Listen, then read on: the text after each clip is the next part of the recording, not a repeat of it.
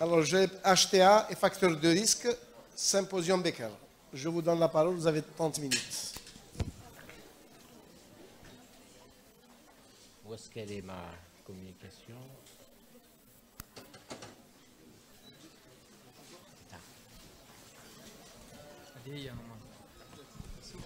En attendant, je voulais juste vous informer que le 2 mars, il y aura une journée porte ouverte la matinée pour les malades, porte ouverte pour le diabète.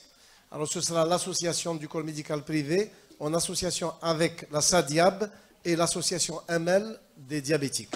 Ce sera ici, au niveau de la Maison de la Culture, à partir de 9 h pour les patients, les malades diabétiques. Et les conférences commenceront à partir de 14 h, donc vous y êtes invités. Et j'espère que vous serez nombreux à venir. Le 2 mars, ce sera jeudi. Jeudi, voilà.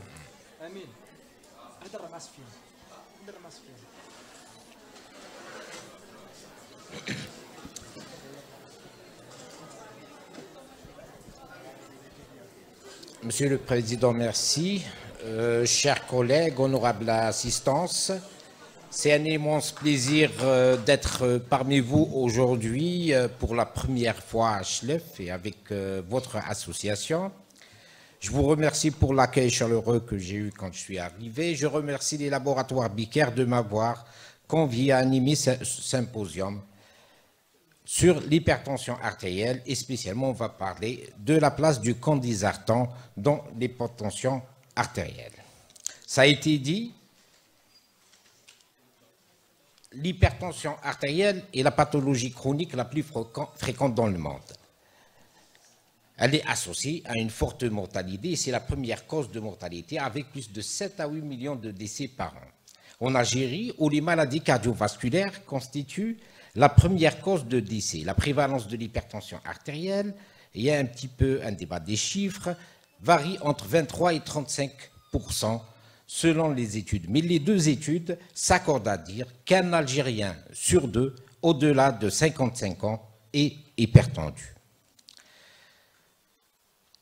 Cette mortalité cardiovasculaire est liée aux chiffres de pression artérielle. Et le risque de mortalité double pour chaque augmentation de la PAS, de la pression artérielle systolique de 20 mm de mercure et de la pression artérielle diastolique de 10 mm de mercure. Mais fort heureusement que le traitement et les traitements antihypertenseurs améliorent ce mauvais pronostic de l'hypertension artérielle où une baisse de 10 mm de mercure de la PAS ou de 5 mm de mercure de la pression artérielle diastolique améliore le pronostic et diminue la mortalité cardiovasculaire chez l'hypertendu, à savoir l'insuffisance cardiaque, les AVC, les cardiopathies ischémiques, la mortalité cardiovasculaire et la mortalité totale. Mais ce bénéfice est d'autant plus important que le patient hypertendu est à haut risque cardiovasculaire. Comme on voit sur cette méta-analyse, plus le risque est important, plus l'impact, plus le bénéfice sur les complications cardiovasculaires de l'hypertension artérielle sont importants. Ainsi, toutes les sociétés savantes recommandent l'évaluation du risque cardiovasculaire global afin de déterminer la stratégie de prise en charge de l'hypertension artérielle et des facteurs de risque qui sont associés à cette hypertension artérielle. En 2021, l'ESC a émis des recommandations concernant la prévention cardiovasculaire, et elle a modifié le calculateur, l'algorithme avec lequel on calcule le score de risque chez nos patients hypertendus. Bien sûr, ce score ne concerne pas les patients, bien sûr, c'est les patients qui sont en prévention primaire, ne concerne pas les diabétiques, ne concerne pas les patients qui sont en insuffisance cardiaque, en insuffisance rénale et les patients qui ont une hypercholestérolémie familiale. Ce score est départagé en tranches d'âge pour les patients qui sont âgés entre moins de 50 ans, les 50-69 ans et les plus de 70 ans. Et dans chaque catégorie d'âge, on trouve que avec le score de risque 2, on peut stratifier le risque et ça va du bas risque au haut risque, voire le très haut risque. Quand on lit les recommandations, on retrouve 4 tableaux concernant cet algorithme de calcul du score de risque. Il y a l'algorithme qui est conçu pour les patients ou les populations à faible risque.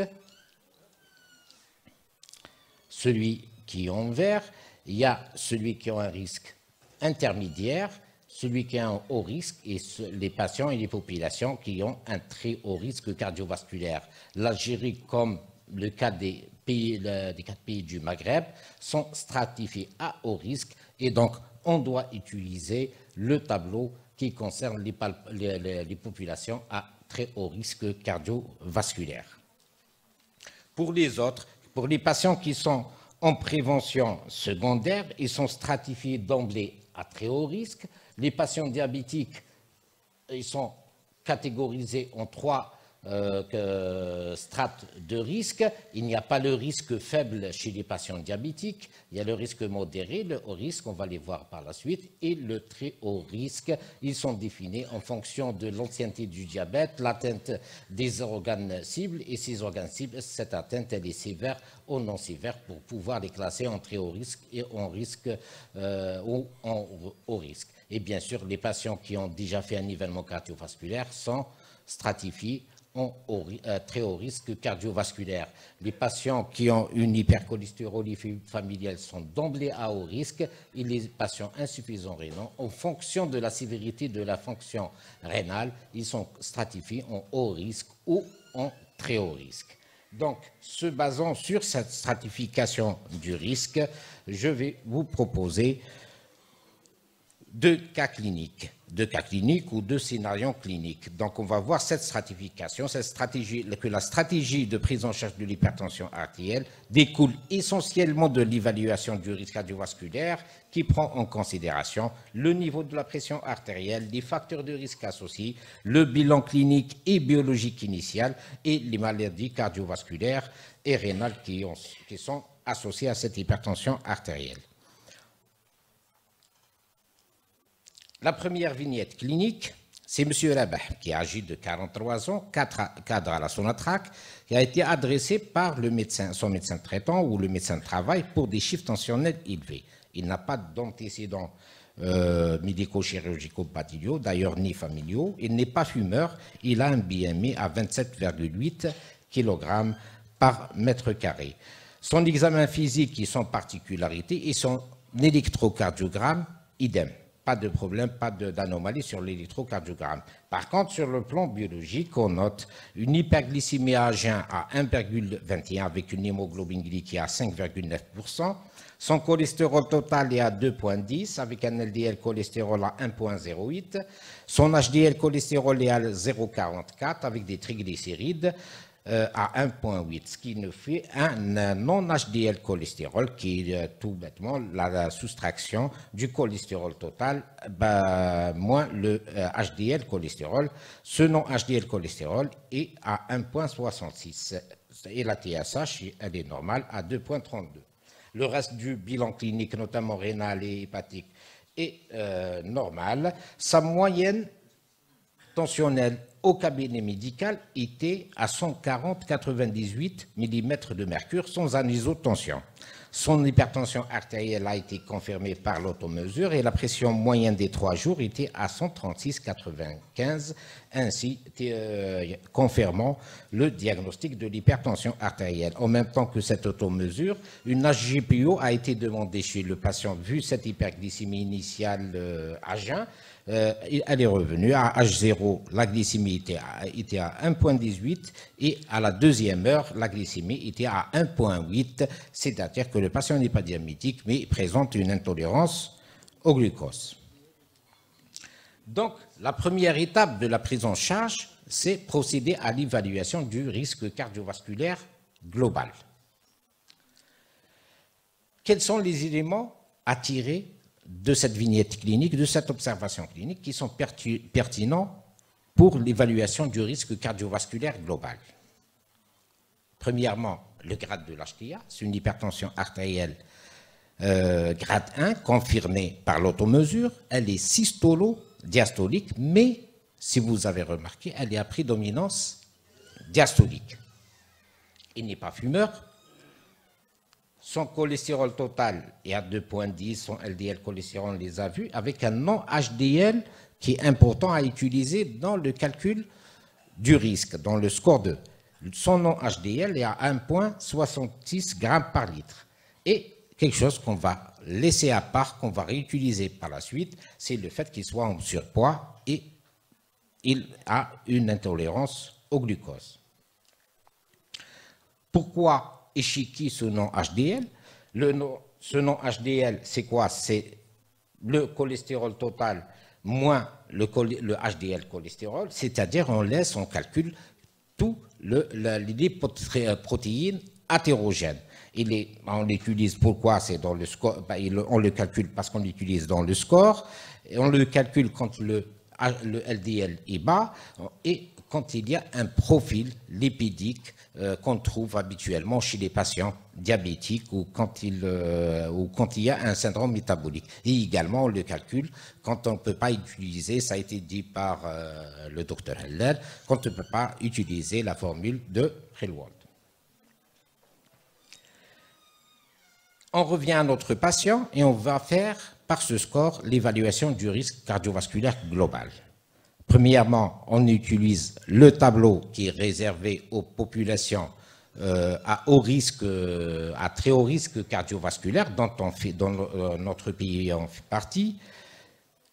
C'est un homme, donc on va utiliser ce côté.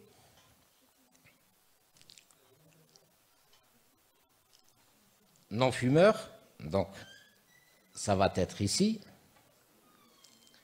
Il a 43 ans, donc entre la tranche d'âge entre 40 et 44 ans, et là ça a été déjà fait.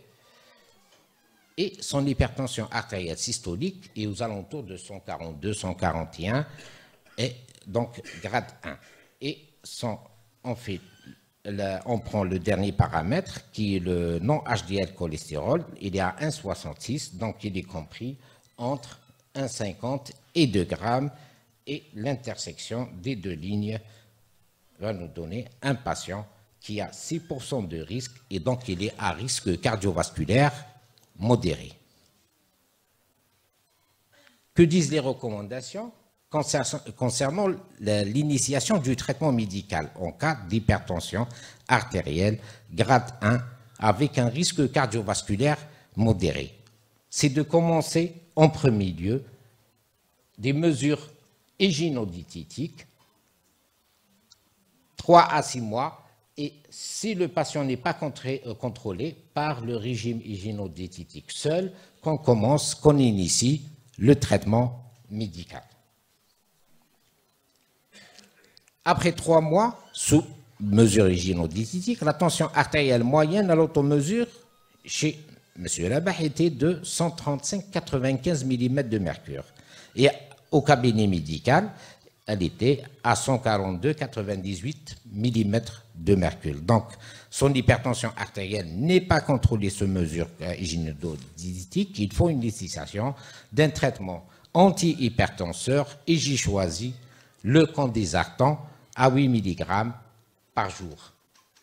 À 1 mois, le patient, la tension artérielle était contrôlée avec à l'automesure, la pression artérielle était à 120,75 mm de mercure et au cabinet à 125,80 mm de mercure.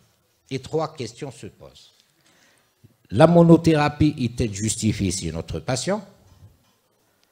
Pourquoi un ARA2? Et pourquoi le choix du candesartan? Concernant la monothérapie, on sait que depuis 2018, les recommandations, c'est de commencer d'emblée par une bithérapie en association fixe chez les patients hypertendus, sauf chez les patients qui ont une hypertension artérielle de grade 1 et dont le risque cardiovasculaire est bas ou modéré, et spécialement si la pression artérielle systolique est inférieur à 150 mm de mercure. D'autres catégories, également, on commencera avec monothérapie, c'est les patients très âgés au-delà de 80 ans et les patients fragiles. Pourquoi un ARA2?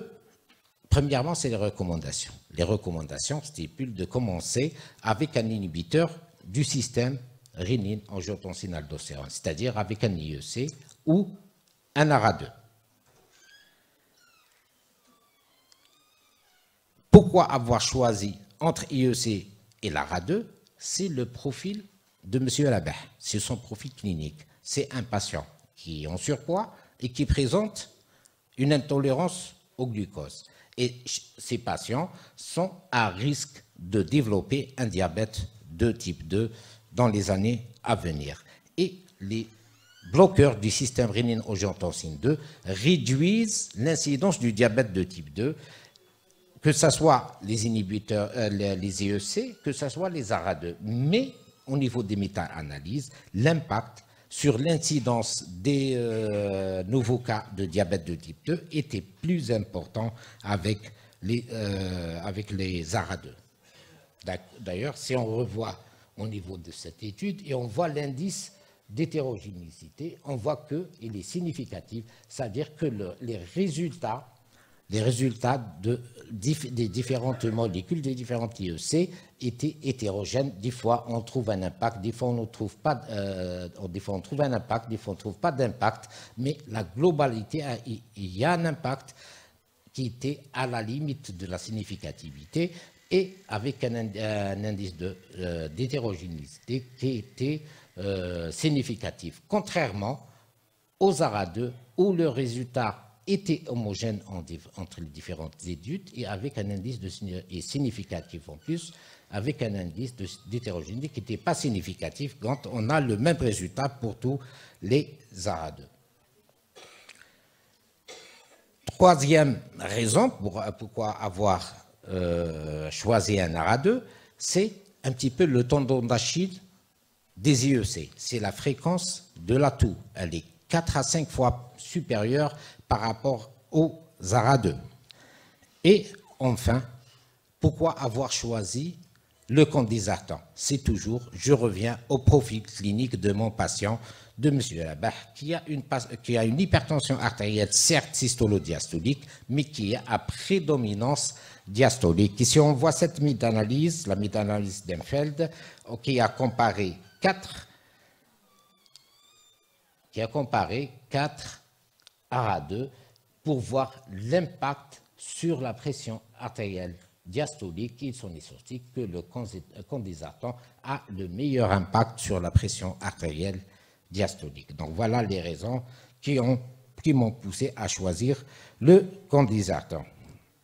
Donc au résumé, M. Alabah, âgé de 43 ans, qui présente une intolérance au glucose et une hypertension artérielle à prédominance diastolique, non contrôlée à 3 mois, sous mesure hygiéno-diététique seule. Il a bénéficié d'une monothérapie et c'est justifié par les recommandations, comme le stipulent les recommandations, car il a une hypertension artérielle grade 1 et à bas risque cardiovasculaire. Et le choix du candesartan a été orienté par le profil du patient. Les ARA2, c'est un ARA2 et les ARA2 réduisent l'incidence des nouveaux cas de diabète de type 2 et M. Alabah est intolérant au glucose, donc il a un risque, et il est en surpoids, il a un risque d'évoluer vers le diabète de type 2. Et la deuxième raison, c'est le profil de sa tension artérielle. C'est une hypertension artérielle systolo-diastolique, plutôt à prédominance diastolique, et le candesartan a un impact plus important sur la pression artérielle diastolique. On passe à la deuxième vignette clinique. C'est un patient qui est différent en termes de risque cardiovasculaire. C'est Madame Malika, âgée de 54 ans, enseignante. Elle est diabétique de type 2 depuis 12 ans, sous insuline, le soir depuis 3 ans et ADO. Elle est au stade de complications dégénératives.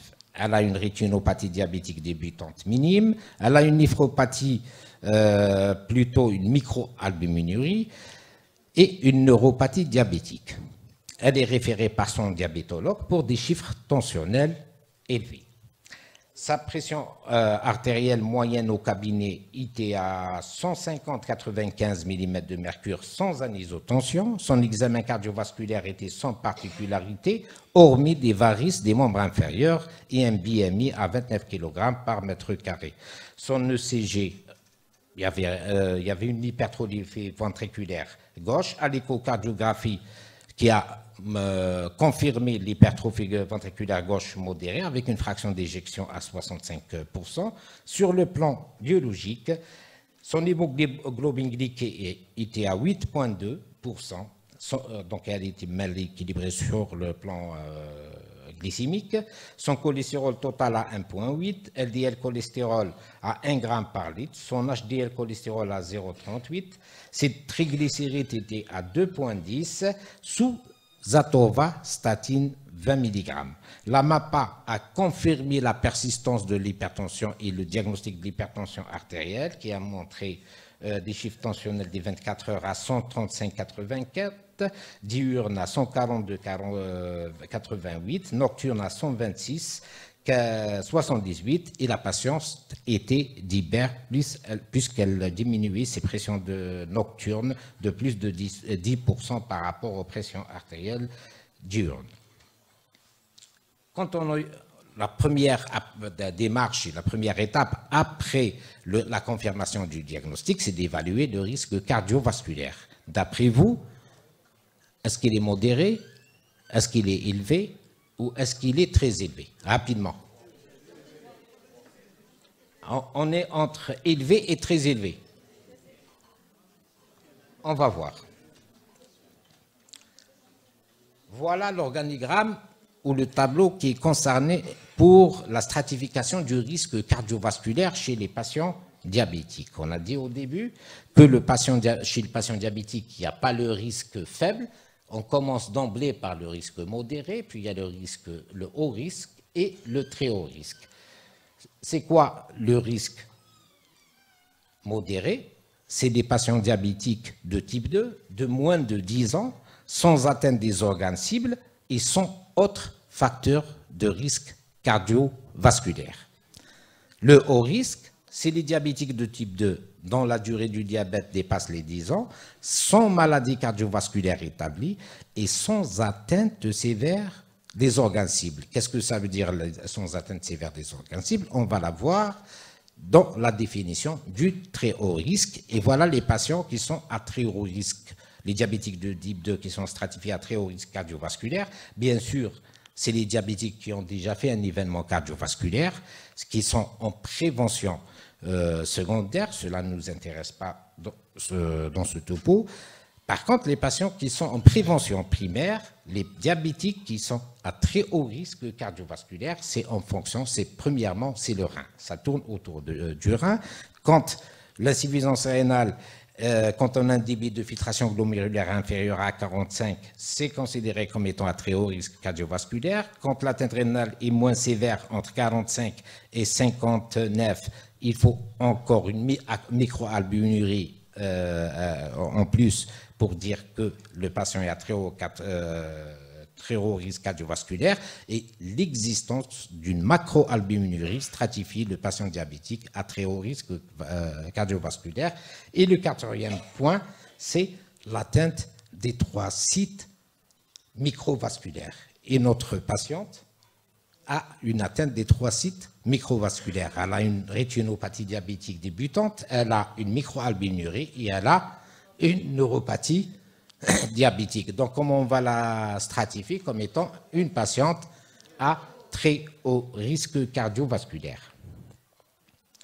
Donc, qu'est-ce qu'on va conseiller à Madame Malika, qui présente une hypertension artérielle et qui a un diabète 2 et qui est stratifiée à très haut risque cardiovasculaire, en plus des mesures hygiéno-diététiques et de l'activité physique régulière?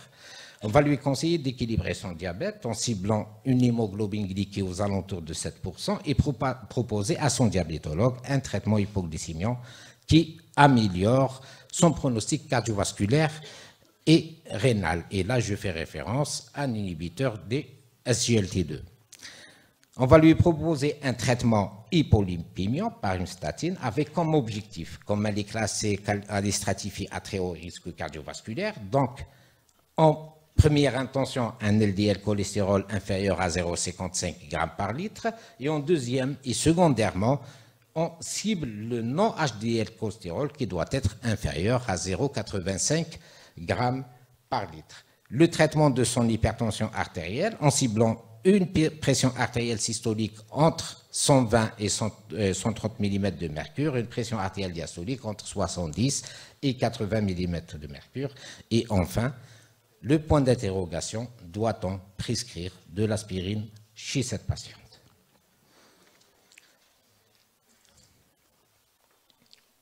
Concernant la dyslipidémie, les cibles pour les patients diabétiques, ça a été rapporté dans les recommandations de 2022, chez le patient diabétique à très haut risque cardiovasculaire.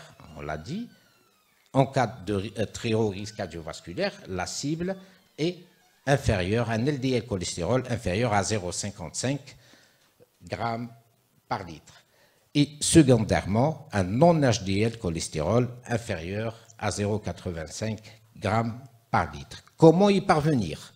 Qu'est-ce qu'on doit utiliser? Comment on doit raisonner devant cette dyslipidémie en fonction du LDL cholestérol initial chez cette dame, sans oublier qu'elle était sous atorvastatine 20 mg.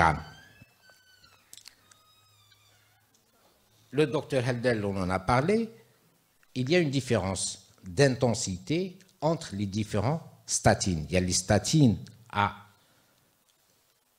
intensité modérée et il y a les statines à intensité forte. Si on prend exemple, pravastatine, fluvastatine, 40, ça réduit 25% du LDL cholestérol initial.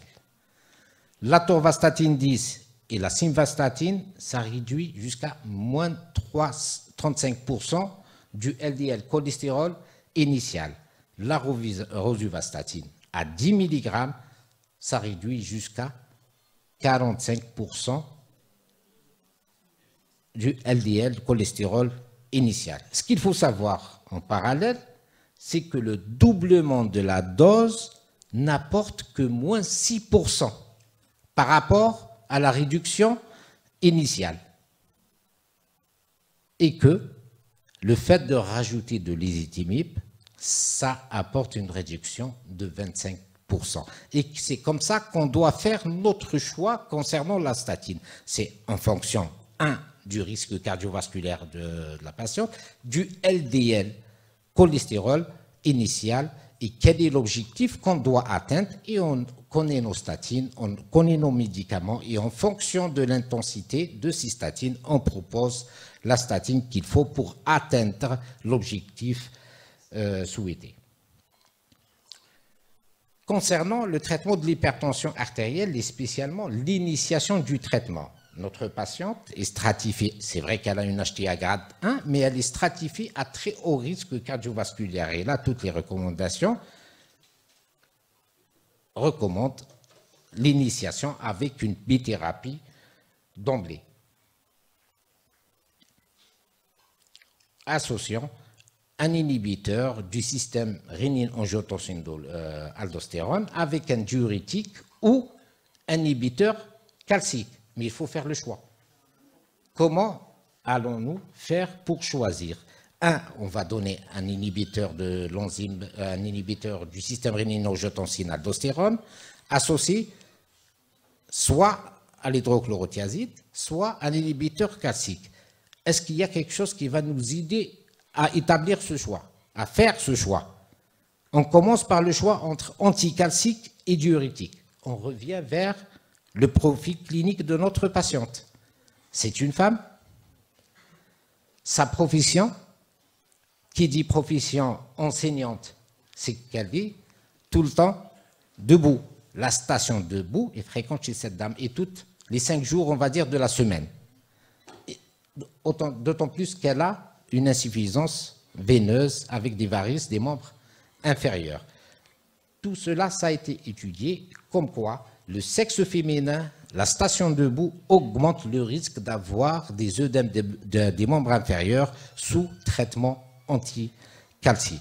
Et c'est pour cela que le choix, c'est associer un inhibiteur du système rénino-angiotensine 2 avec un diurétique. Le choix, c'est porté sur le diurétique thiazidique. Deuxième choix, c'est quel IEC ou ARA2 allons-nous choisir? C'est la même chose, on revient au profil clinique de notre patient. Elle a une rétinopathie diabétique, elle a une microalbinurie et elle a une hypertrophie ventriculaire gauche. Tout cela est en faveur d'un ARA2. Je ne dis pas du candésartan, mais en faveur d'un ARA2. Et parmi l'ARA2, j'ai choisi le candésartan. Pourquoi? C'est à cause de la rétinopathie diabétique. Il y a une étude directe Protect 2 qui a montré que le candésartan entraîne une régression de la rétinopathie chez les diabétiques de type 2. C'est vrai que dans cette étude, il n'y a pas eu d'impact sur la progression, mais ça a entraîné une régression de la rétinopathie, notamment quand elle est débutante, chez les patients diabétiques hypertendus et qui ont une rétinopathie diabétique débutante. L'association candésartan hydrochlorothiazide, c'est une association qui est puissante sur les chiffres tensionnels. Cela a été étudié dans l'étude Chili, chez les diabétiques de type 2, 4000 diabétiques qui n'étaient pas contrôlés sous différents traitements antihypertenseurs. On les a mis tous sous candésartan hydrochlorothiazide et au bout de 8 à 12 semaines, on obtient un contrôle à 80% des chiffres tensionnels de ces patients et quel que soit le grade de l'hypertension artérielle. En plus, il y a eu un impact favorable sur le plan métabolique et une réduction de la microalbuminurie de 28,8%. Dernière question, est-ce qu'on donne de l'aspirine chez cette patiente? Depuis 2018, 3 études. 2 études chez les patients non diabétiques, bien sûr toujours en prévention primaire. Actuellement, la prévention secondaire, l'indication, elle est de classe 1. Par contre, chez les patients en prévention primaire, la grande question, ça a été élucidé par les 3 dernières études. 2, chez les patients non diabétiques, ça ne donne pas, on ne donne plus d'aspirine chez les patients en prévention primaire non diabétique. Chez les patients diabétiques, il y a eu l'étude également en 2018 à Sainte.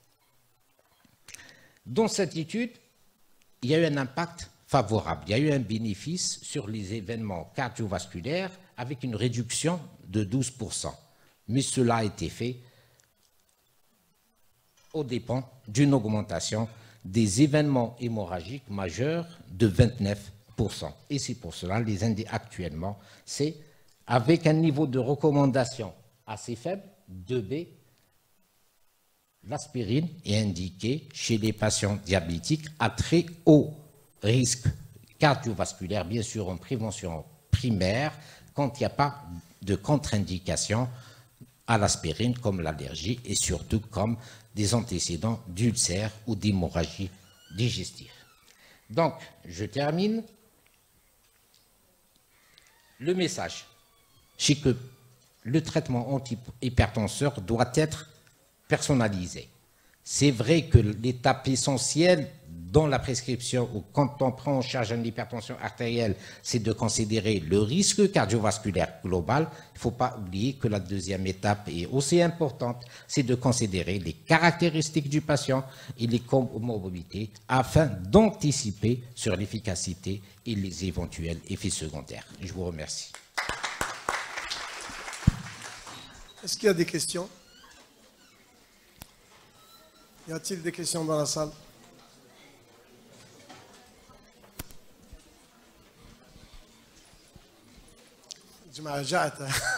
C'est sûr. Quand on passe le dernier, c'est toujours comme ça. Donc c'est bon, il n'y a aucune question. On peut remettre l'attestation au professeur Talamadi. Et je vais demander au docteur Latrache de lui remettre l'attestation. Voilà.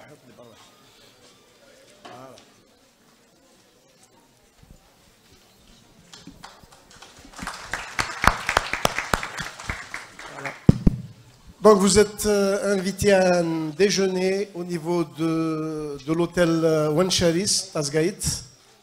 Vous pouvez bon, ceux qui ne sont pas véhiculés, il y a un bus juste à l'entrée de la Maison de la Culture. Je vous remercie. Je pense qu'on essaiera de se retrouver le 2 mars, Inch'Allah. On remercie nos professeurs, nos enseignants qui sont venus